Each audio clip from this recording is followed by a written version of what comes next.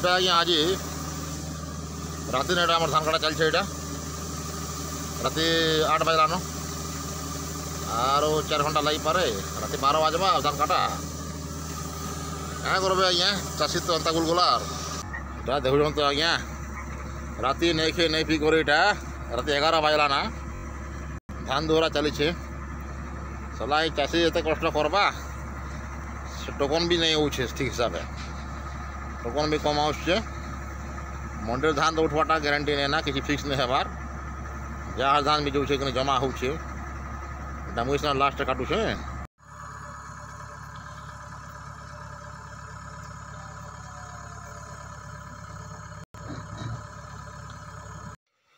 কাঁ করবে আজ্ঞা, এতকি বেল হয়ে গেলানো, 11:30 বাজলানো।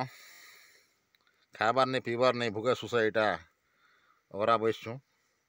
সে গাড়ি গলা ভাসি, সে গাড়ি কেন্তা করি কাড়মু দেখুছু। আর কাঁ করবে, যেতকি তকলিফ না কাম চালিছে চাষিরটা, বুঝছন তো।